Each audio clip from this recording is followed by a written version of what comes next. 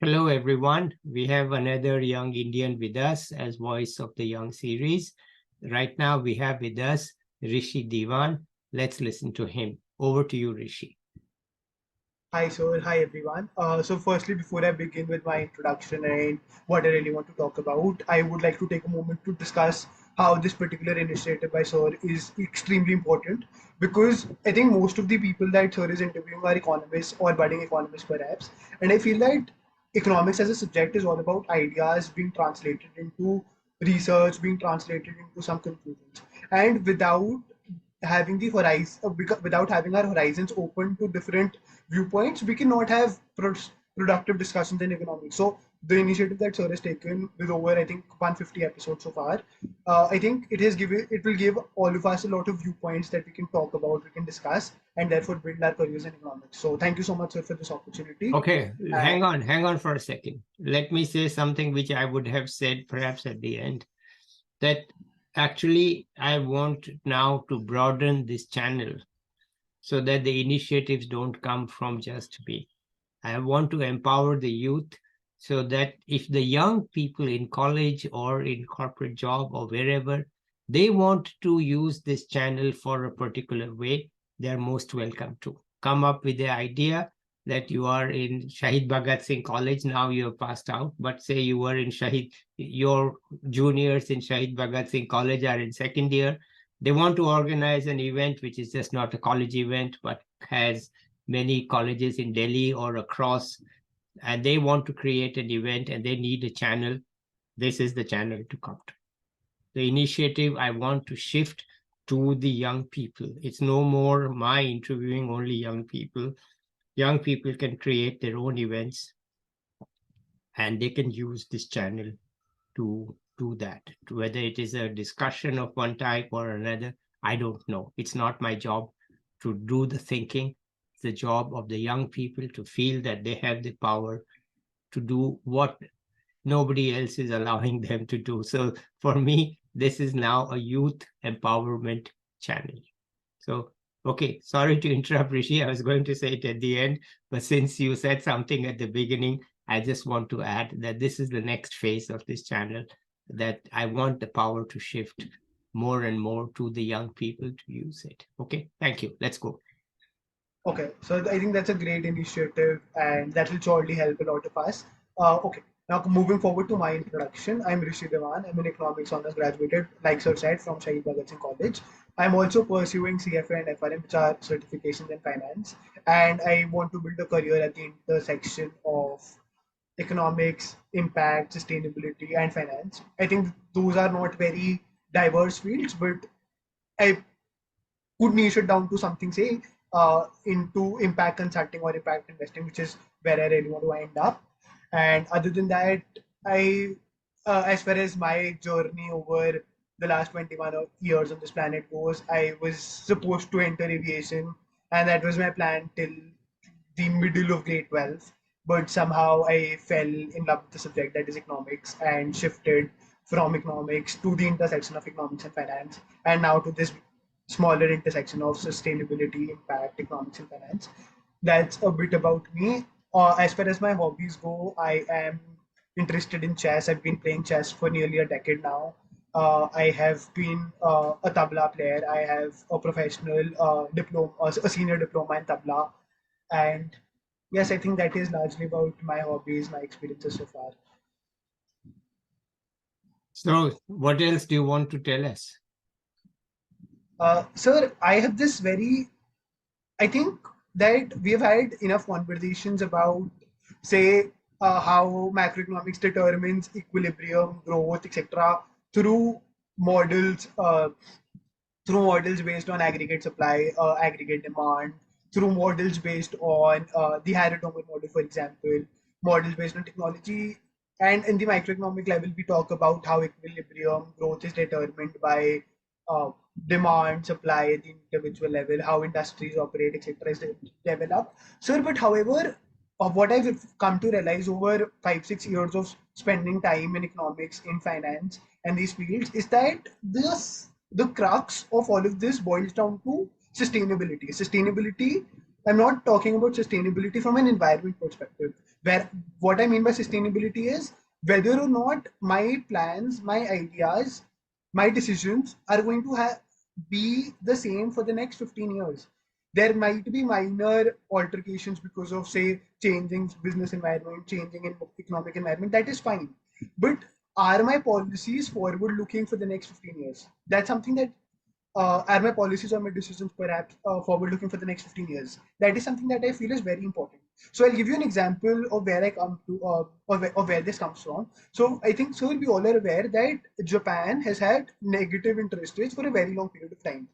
And now suddenly when the COVID-19 pandemic struck, the economy of Japan was in a very bad state. I think that was true for all economies, but the economy of Japan, to be very specific, saw contractions, saw a recession, and then saw the growth rate for the last recorded year fall to nearly 1%. So, sir, the, we all are aware as economists that negative interest rates are never fruitful for an economy. So because this is again my opinion, but because I feel that the economies with respect to savings, with respect to investments, were not forward looking, I feel that such a scenario has arisen. Now, if we come to, say, the entrepreneurship side or the business side of things, in India there are various edtech startups. I would like to refrain from taking names, perhaps, but there are various edtech startups that had negative profits, that did not record profit or recorded humongous losses, but in continued investing in acquiring companies in the same domain, or continued to invest heavily on their brand ambassadors, resulting in nothing but the loss of their workforce. By they have fired nearly 8 to 9K employees so far, and their auditor also resigned very recently. So, sir, so the point is that as a business, the fundamental is to record profits over a period of time. If you're not able to fulfill your first priority or your primary motive, your probability of failure perhaps increases leaps and bounds. And similarly, sir, if I talk about how companies also need to look at how the business environment or the consumer perspective is changing. So, sir, we can take a very simple example from the automobile sector in the United States. Sir, let's talk about two major car giants. First being Toyota, the second being Tesla. So, sir, now when we look at it, uh, US being one of the most developed nations is also the first adopters of the new concept, that is electronic vehicles. So, sir, when Toyota did not really transition to EVs at the right time, or when they delayed coming into the EV sector, we saw the emergence of a new of a new automobile giant, which is Tesla. So, sir, from my perspective, what's really important is to understand that there are business cycles. So every few years there has to be a change, but the fundamentals to growth do not change over a period of time. It is supposed to remain flat. The fundamentals to growth will remain flat, right? I mean, today, if I'm valuing a company based on profits, it's not like tomorrow I'll value a company based on the number of employees. That's never a good metric. A good metric of valuing a company, of valuing an economy, will always remain the same. And that I think feel is imperative for us to understand. And therefore, I feel that the fundamental to growth has changed from various concepts in the past to sustainability in the current environment. Also, sir, taking an example from an individual perspective as a trend of what I've witnessed in the Delhi University circuit, or in a lot of 17, 18-year olds in colleges in India, is that they tend to take up a lot of responsibilities. They want to be in societies, they want to do internships, they want to write research papers. And what that has done is that from a very young age, and I was also a victim of this particular problem. So, sir, what happens is that from a very young age, you tend to take up a lot of responsibility, and you get stuck in what is referred to as the hustle culture. Yeah. So from 18-year-olds, you are working, say, 18 hours a day. Now, what Wow. that would do is you would stop prioritizing your mental health, you would stop prioritizing social life, and Yeah. that in the long run has led to the emergence of uh, has rather led to the growth of number of patients of depression, of anxiety, of Yeah. stress, and Yeah. that is something that I witnessed in India. So that is largely one thing that I wanted to convey through the channel. Yeah, good. I think I can relate to that, that there is too much pressure on young people. There aren't enough job opportunities, even though you're highly educated. And even if there are opportunities, you want the higher paying or higher prestigious. And so you are working very hard for that. And it can, because you have classes and you have all these other things, it can be a source of stress. And the society is not really set up for young people to absorb that stress and to get rid of it. Absolutely. And so it leads to mental problems. I can sympathize with that. Yes. Yes, sir. So, sir, my primary objective is to say that as individuals of economics as well, we really need to shift our focus from saying that okay, if a business is growing, if it has great impact, if it has great customers, if it has great revenue, it is fine. That's one aspect of it. However, with the rise of conscious consumerism, with people becoming more aware, especially the Indian upper middle class becoming way more aware, uh, in the Indian perspective specifically, what I feel is that companies have to come to the concept of triple bottom line businesses or the concept of ESG. They have to incorporate these factors. There has been a emergence of ESG auditing in certain in certain in certain countries. There has been the TCFD, which is the Task Force on Climate Related Financial Disclosures, that has come up. For example, BlackRock also submitted their report recently for the TCFD that has been set up by the US SEC. So, sir, all economies are coming to this concept of triple bottom line businesses. And as individuals as well, I think it is important for us to be a part of that change. And businesses have the utmost responsibility of being a part of that change, because if they don't, like I just explained, in the case of Toyota and Tesla, they will eventually fail. They will eventually lose their market capitalization if they don't change at the right time. Okay. Well, I would say that I still think that Toyota has now moved to EVs. Let's discuss the exact example. And they have both now, hybrids and EVs. Yes, And sir. they are much, much better at production than most other countries, and certainly better than Tesla at just production. After all, they Yes. pioneered lean production, and they are very good at it. And so, even if they are a bit late, I would not count them out. They are very trusted, and they can be at a much lower price than Tesla and still be profitable. So Absolutely. I would not count out Toyota at all. The Japanese way is South Korean way. Once a decision is made, they move very fast, Very good. very fast. The speed is unbelievable. And the other day I read about the South Korean cars. Hyundai had the Ioniq EV, and people say that 2 years ago they had come to a car expo in New York, and they were just saying, "How do we do it? How do we do it?" And then 2 years later, they have a serious competitor. It's not yet at the same level as, say, the Ford and the uh, Tesla, but they are in a serious competition. And in a year, so they actually move very, very fast because that Sir, they've got the production and they have the culture and the production figured out. They have the systems figured out. They have the supply chain figured out. So I would not count out Toyota at all, though they were a bit late. I agree with you, but they could actually become the world's largest EV even today. They have that power. absolutely, sir.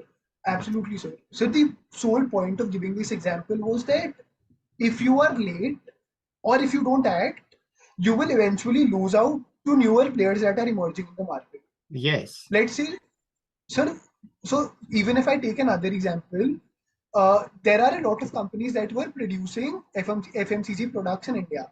Yeah. Now the upper middle class has over a period of time moved from those companies to more sustainable practices, to organic products which are way more sustainable.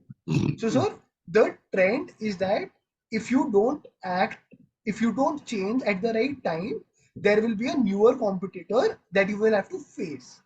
You may not be out of the race, but you can be a tad behind for some time. You will eventually come up, that's a different story, but you will be a tad behind if you do not realize how the business cycle is changing at the right time. Yes, I completely agree with you on that. And there are examples in the software business. The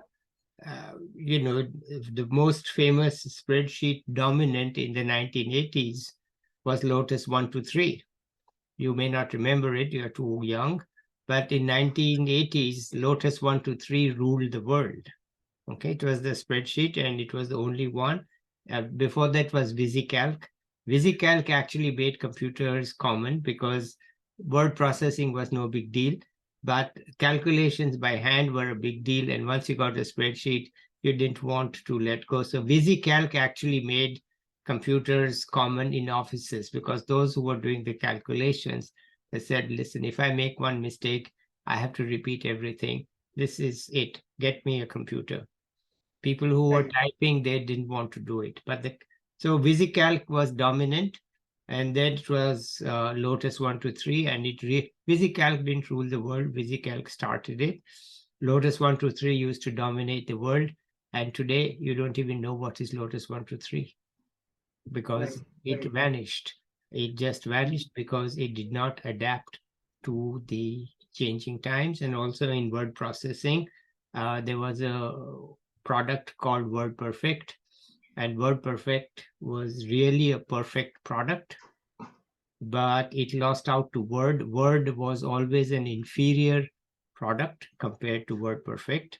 And even today, I hate Word because you could control WordPerfect in a way that you cannot control Word. Word is completely got a mind of its own. I mean, I'm a heavy user, but I protest that I cannot get it to do what I want to do. But it Okay. rules the world. WordPerfect is Right. gone, and Word rules the world, though it is definitely a buggy and inferior product. So the change with the consumer and the technology, I agree with you fully. And in the old days when we used to have VCRs to record TV shows and all, the Sony Betamax was far better product than the VHS home system. Right. But Sony Betamax lost out to VHS, which was also an inferior product. Only difference was you could record 2 hours on the tapes. Sony Betamax was 1 hour or so. And the consumer was willing to take a poorer picture for a longer period. So you have to know your product, you have to know your market, and you have to change with it. I completely agree with you. So what else? Yeah, so, sir, I would also like to use this as a medium to convey. Uh, so, I also interned with Niti Aayog in my and during my undergraduate.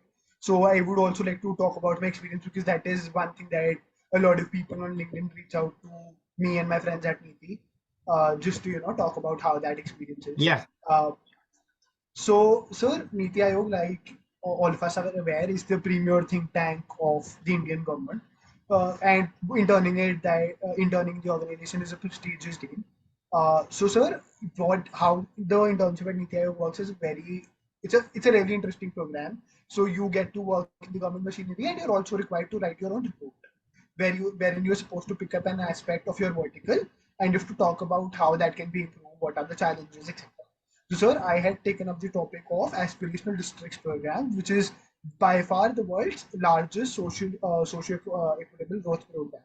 And more specifically, under the program, I had talked about financial inclusion. as a metric of development. Like I said in the beginning, I believe that sustainability is the fundamental to growth, and therefore the program suited my interest really well. So, sir, one thing that I realized that is that again, I had this conversation with you previously as well. But what I've come to realize is that the metrics of development in India are way are not up to the mark with regard to government standard, with regard to global standards. So, say for example, the metric for Pradhan Mantri Jan Dhan Yojana, the metric of success is how many accounts are open. It's Yeah. never how many accounts are being utilized. It's Yeah. always how many accounts are being opened. Yeah. Which is why there is a lot of dormancy in accounts. There are not a lot of transactions that Yeah. happen. Yes, there are accounts, but what's the purpose of the accounts if there are no deposits, if there are no withdrawals? If Yeah. there is money just lying idle, how is it helping further the cause of development? How is it really leading to socio-equitable growth, which is the primary objective of of the vertical, perhaps? Similarly, sir, if I talk about education, we are still redundant with regards to saying that for us development, literacy rate is if a 7-year-old is able to read and write, etc. How is that a metric of success? We are in the 21st century where almost I wouldn't say almost everybody, but a large chunk of population only knows how to read and write because they have to sign, Yeah. because they have to sign a bank document. Yeah. And even most of them would just use that thumb impression as a metric of signing. So I think that we need a lot of clarity on how our policies need to be framed. We need to really up ourselves in terms of our metrics of success in order to be really called a developed economy, perhaps. And also, I feel that even I always believed that uh, companies do greenwashing. This is again a little off topic, but I always believe that companies believe in greenwashing. However, the recent G20 summit, I'm taking an example from there. So we all know that UK is in a mess with regards to its economy at the moment. However, the UK Prime Minister coming in and pledging US dollar 2 billion uh, for climate change. How does that make sense? Why would you not solve the problems that you have in your economy first? Why would you not uh, uh, address the issues in your country first, then come to something, say climate change, which is yes a problem of the present, but I think as a matter of fact, what's more important is how is your public is your public able to afford what its necessities? Is it able to take advantage of the policies? Is it able to lead a comfortable life? So, sir, I believe that the concept of greenwashing has now moved on from only companies greenwashing to increase their sales to governments also greenwashing in order to maintain their repute as world leaders. And that is my personal opinion. Again, this is nothing against any policy, but this is just something that I felt over the last year and a year and a half. Okay. You want my comments on that, or that's just you want to state Sure, it? sir. Okay. No, Well, no, sure, sir. the first part on the metrics, the metrics are from the old days. They're Right, outdated. At that right, time, if you're looking at 1950, you can't, but I can.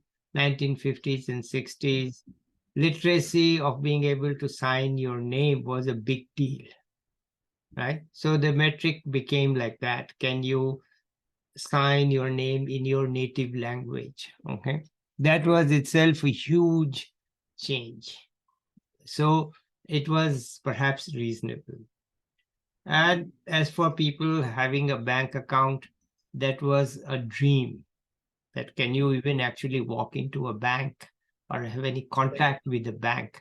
So having right. a bank account by itself was a dream. Okay.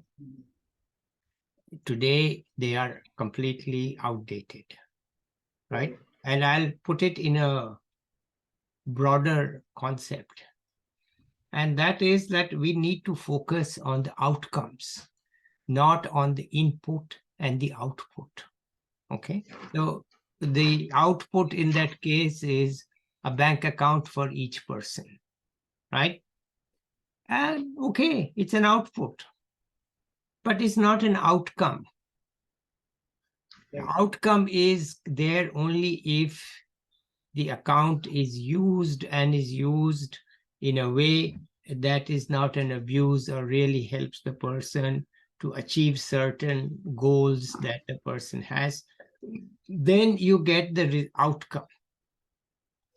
Too often our targets, even if they are modern, are in terms of output and not in terms of outcome.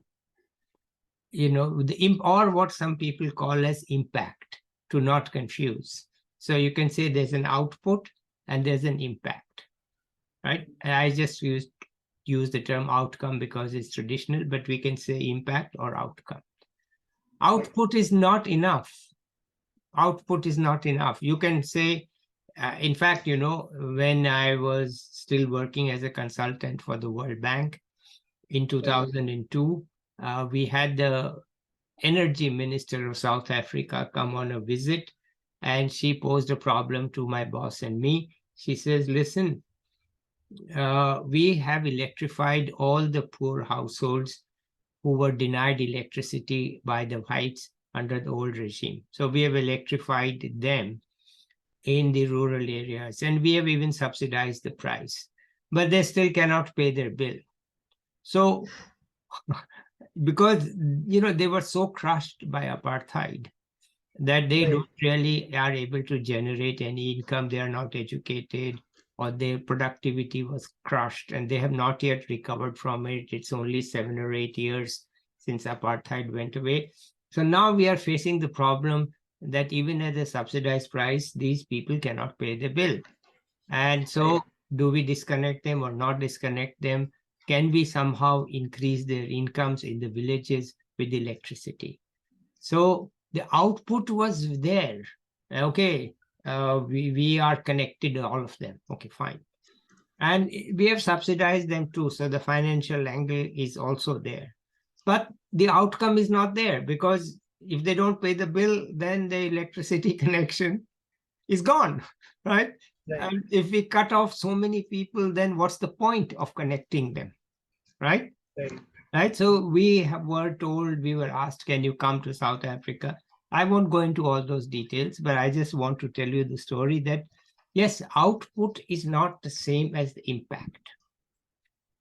Output is not, you can, like we can say, we have so many schools, all the children are enrolled in a school, or 90% of the children are enrolled in schools. But when you go to the school, then the teachers are not there, the students are not there. And you say, what is the impact of this? And you find the impact is not there. Because you go to a health clinic in a village, then the doctor is not there. If the doctor is there, there's no medicine there. It can happen. Now, I'm not saying it's happening in every place. There are places where it's working very well. There's somebody there and they can help. But I had one student talk about Delhi just today. And she was looking at the Mohalla clinic in Delhi. And she said the Mohalla clinic works very well, but there is a problem. If you go to the Mohalla clinic and the clinic looks at you and say, hey, you need this test, right? But there's no link between the Mohalla and the place that does the test. Where to go for the test, or how to get the test done, how much it costs. The poor people who are served by the Mohalla clinic, they are not even aware of it. So the knowledge that you need a particular test is the output, right, of the Mohalla clinic. But the impact isn't there because the fellow can't afford the test, maybe, or doesn't know how to get it and doesn't get it done for days to come. So the impact is minimized. So this is what I broadly want to talk to your point, that the metric should be relevant today, and broadly it should cover the impact, not the output. Impact. And that is, the trend is there now, but the policies are not designed. The policies say, like I have one fellow who says, I'm doing telehealth in villages in India. From the US, we run it. I said, wonderful. How many villages have you connected? He gives me the number. We have so many telehealth, and they are now being done from India also. Okay. I said, but has anybody's health actually improved? Those who are doing telehealth, after the talk with you, what do they? Since this we don't know. I said, then it's no good, because the output is a visit to your telehealth seminar or clinic or whatever you want to call it. But has this patient actually been cured or helped? That you cannot know from telehealth, because there's no follow-up and you don't have any links to the people who treat there. So I agree with your point. I'm saying impact is the key word. You need impact. Okay. So sorry to talk so long. I had promised that I won't talk in Vidpeds. The young people who should talk, but somehow you have got me talking. So no more from me. Let's go back to you. No, sir. I feel that your opinions, your ideologies, your studies over, I think, 5 decades are way more. I mean, your experiences coupled with our understanding, coupled with the problems or the theories that we come up with, are really going to help us as well in terms of making better decisions or coming up with better theories and analyzing them, etc. So, I think that is largely what I really want to talk about. Also, I heard in another Vidped that the channel has now really has a good audience with respect to bachelor students, with respect to first year, second years, and even 11th and 12th graders. So just a note or just some advice to them, because I feel that while I'm not very qualified, I think I've experienced the ups and downs of college life. I've done a few internships. I've also done professional certifications. So, sir, just one short advice to Please. them would No, be no, not short. Let's have as much as you want to give. okay. Over my 3 years of college and covering examinations such as CFA and FRM, and also doing multiple internships, one thing that I would say to all of you is, to all the students perhaps, is that just make the most of your college life, but just do not miss out on the fun that college life brings with itself. Because trust me when I say this, it is the most carefree time of your life. And once you say enter your masters or you enter a job, the responsibilities, the challenges that they bring don't really let you enjoy the freedom that comes with, say, the early 3-4 years of adulthood. So I agree that we are in a hustle culture. There is cutthroat competition with 140 crore population and with, say, 5-6 lakhs people graduating from top colleges every year, perhaps in Delhi itself. The competition is immense, but it's I think it's fair to say that we need our own time as well, just to make sure that our mind and our body are in the right space, so that we are set for long term success. And like my point from the starting, sustainable growth of your careers is much more beneficial than stunted growth or growth that follows a sine curve. I think it would be better to have a y equal to c curve for your career in terms of the input that you're putting in, than to have, say, a sine curve where you are working hard for a month, then you are in a slump for a month, and then you're again coming up with it. I think constant effort is much more advisable from my perspective, and that is solely what I would like to say, having experienced the worst of the sine curves in terms of my career, college, because of COVID, because Yeah. of Yeah. various things that I just wanted to take up for the fun of it initially. Okay, but how about the job hunt? I mean, why did you decide not to do a master's, go for a job? Those are also points that people would like to hear about. How did you choose the job that you did, pros and cons? So first, the Okay, decision to get a job, and then second, what kind of job and how did you land it? Maybe you can talk about that. sure, sir. So, I basically landed a consulting role at one of the big fours. It's mostly into economic policy and mostly into, say, how certain organizations. I mean, we basically, so far in my almost a month of my job, I worked with industry bodies only. So we basically help them with respect to how economics policies are shaped, how they can benefit from the economic policies, what are the benefits that the members of these industry bodies can take, etc. That is largely what we do. Uh, and I am working there as an analyst in the economic policy domain. As far as why job at this moment is concerned, there are two primary reasons. I wasn't sure of whether I wanted to do my master's in economics or a master's in finance. That is something that I was a little confused with, or maybe a master's at the intersection of economics and finance. So that is something that I wanted to figure out through, say, an year or two of experience. Other than that, like I said in the beginning, I am pursuing CFA and FRM, which are professional certifications in finance. So I just wanted to take a little bit of break from rigorous academics to pursue and complete these certifications. So with God's grace, I have cleared FRM level 1, and I have also appeared for CFA level 1. The result is awaited.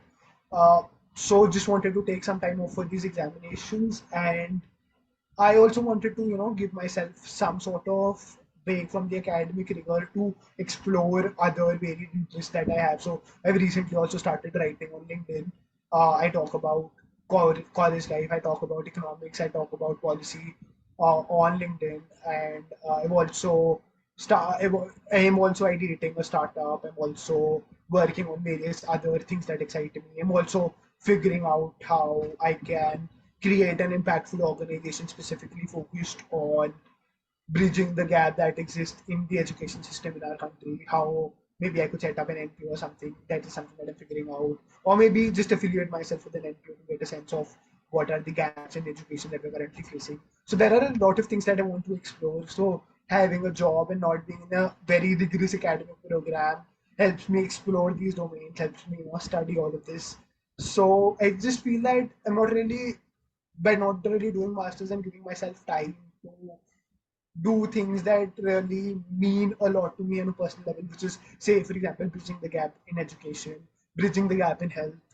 Because, like I said in starting, I've always wanted to work at the intersection of finance and of impact and eco.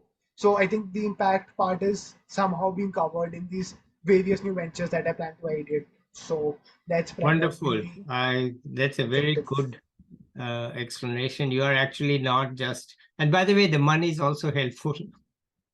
Absolutely. I think the money is obviously helps me Yeah. spend where it's needed, Yeah. spend in, meeting new people, spend in getting a sense of how policies are being really framed, what is the government thinking. So the other day I also had the incredible privilege of meeting one of the IAS officers in India. So I had a conversation with him, just discussing how the education policy is supposed to pan out. What were the objectives of the NEP? How was it ideated? So getting a sense of all of those really helps me with my impact-driven motive of bridging the gap in education and health. So I think those are great. Those are the things that I want to pursue. Okay, wonderful, Rishi. We are coming to a conclusion. You have anything, last few words to add here? No, sir, I would just say that it's been an incredible conversation. It's been intellectually stimulating, and I've genuinely made a lot of notes for this conversation just to read about, how maybe VisiCalc collapsed, or how Lotus 123 worked, or how WordPerfect worked, and also made a note about your book. I'm surely gonna give it a read too.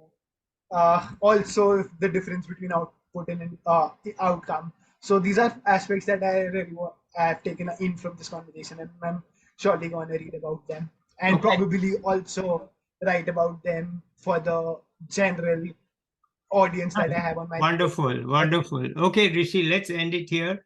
Maybe we come back to you in a year to see where you are, what you have learned and all. At that time, we will see where we are. So let's say bye to the viewers now. Bye-bye, everybody. I'll be back with another young person or an expert soon. Till then, bye. Bye.